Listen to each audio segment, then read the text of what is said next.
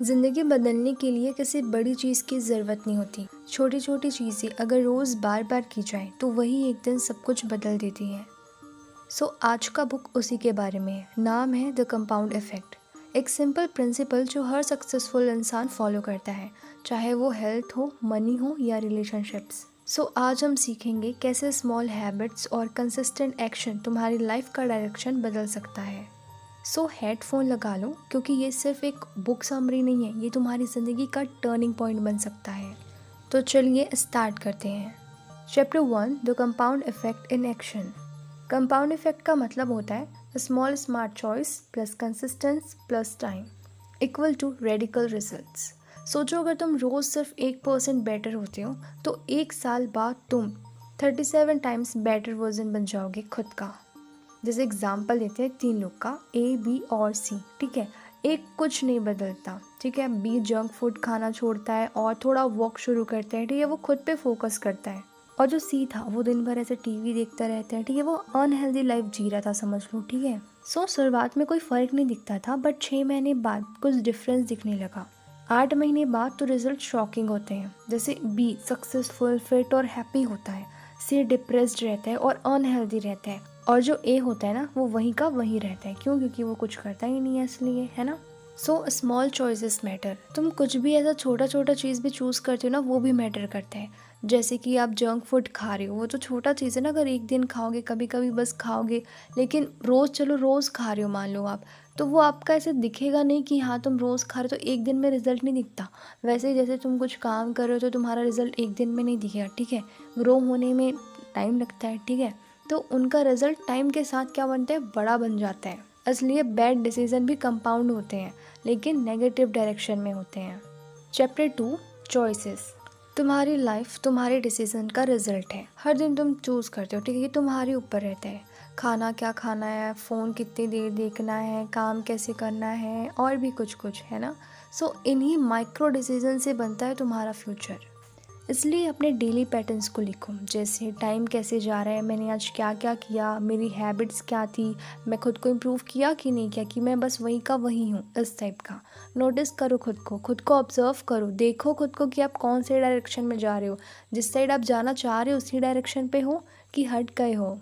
ना तुम एक स्टेप लो, तुम ना एक जर्नल बनाओ जहाँ तुम लिखो क्या डिसीजन लिए हैं हर दिन। इससे तुम बेटर डिसीजन लेना स्टार्ट करोगे और खुद को भी देख पाओगे कि मैंने अपने दिनों में क्या क्या किया है और क्या नहीं किया है। Chapter 3, habits.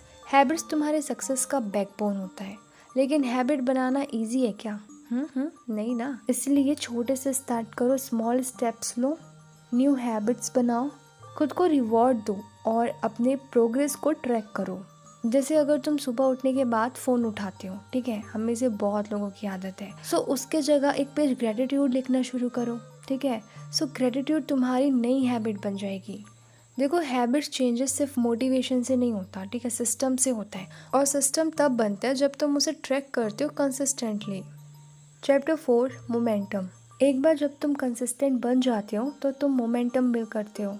जैसे एक ट्रेन पहले धीरे चलती है, फिर अनस्टॉपेबल बन जाती है।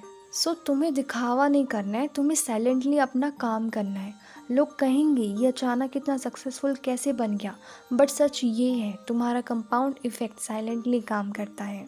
सक्सेस ना ओवरनाइट नहीं होता, सक्सेस एक प्रोसेस है जो दिखाई नहीं देता जब तक रिजल्ट ना आए। Chapter 5, influence. तुम किस टाइप के लोगों से घिरे हो, क्या कंटेंट कंज्यूम करते हो, किस इन्वायरमेंट में हो, ये सब इन्फ्लुएंस करता है तुम्हारी ग्रोथ। 3 टाइप्स के इन्फ्लुएंस होते हैं, इनपुट, एसोसिएशंस और इन्वायरमेंट। इनपुट मीन्स तुम क्या देख रहे हो, क्या सुन रहे हो, एंड एसोसिएशंस मीन्स तुम्हारे आसपास कौन है, ठीक है, एंड थर्ड इन्वायरमेंट मीन्स तुम्हारा काम करने का एटमॉस्फेयर कैसा है। अपने सर्कल को अपग्रेड करो, पॉजिटिव लोगों के साथ टाइम स्पेंड करो, अपने फ़ोन और यूट्यूब फीड को क्लीन करो, जो चीज़ यूज़फुल है सिर्फ उसको रखो, जिससे तुम ग्रो कर रहे हो, तुम इम्प्रूव कर रहे हो, और फालतू चीज़ों को हटा दो। Chapter 6, acceleration. जब सब कुछ मुश्किल लगता है और तुम फिर भी रुकते नहीं हो, वहीं से होती है रियल ग्रोथ। ऑथर कहते हैं, push harder when it hurts. देखो, सक्सेस उन्हीं को मिलती है जो पेन के टाइम भी गिव अप नहीं करते। जो लोग रेसिस्टेंस के बाद भी डिसिप्लिन में रहते हैं, वही विनर्स बनते हैं। देखो, ज़िंदगी बदलने के लिए किसी बड़ी चीज़ की ज़रूरत नहीं है। रोज़ बस थोड़ा सा बेटर बनो, एक पेज पढ़ो, 5 मिनट वॉक करो, एक पॉजिटिव थॉट लिखो और सबसे ज़रूरी, हर दिन अपने आप से कमिटमेंट लो कि मैं रुकूंगा नहीं। कंपाउंड इफेक्ट तुम्हारे अगेंस्ट भी काम करेगा अगर तुम केयरलेस रहे, और तुम्हारे फेवर में भी अगर तुम कंसिस्टेंट रहे। सो तुम डिसाइड करो, ये तुम्हारे ऊपर डिपेंड करता है कि तुम्हारा डायरेक्शन क्या होगा। अगर ये ऑडियो बुक ने तुम्हारे अंदर कुछ चेंज किया है तो उसे एक्शन में बदलो, एक्शन लो, ठीक है। बिना एक्शन के ना वेस्ट है, ठीक है। जब तक कि तुम उसको एग्जीक्यूट नहीं करोगे तो फिर क्या भाई, तो फिर क्या, तुम्हारे सोचने का कोई मतलब नहीं है। इसलिए जो भी सोचते हो ना उसको एक्शन में कन्वर्ट करो। और हाँ, कमेंट करो, आई चूज़ कंसिस्टेंसी। देखो, मुश्किल है कंसिस्टेंट रहना, ये मुझे पता है, ठीक है। और ये आप लोग को भी पता है क्योंकि आप लोग कोशिश कर रहे हो ना। देखो, अगर आपका ड्रीम बड़ा है, आपको अपनी लाइफ में कुछ बड़ा हासिल करना है, ठीक है, अगर आपको सक्सेस चाहिए सो आपको कंसिस्टेंट रहना पड़ेगा। और हाँ, अगर चैनल पे नए हो तो चैनल को ज़रूर से सब्सक्राइब करना, क्योंकि डेली बेसिस पे यहाँ पे मैं ऑडियो बुक अपलोड करती रहती हूँ, इसलिए ऐसे ही चैनल के साथ बने रहना। मैं मिलती हूँ आपको नेक्स्ट ऑडियो बुक के साथ।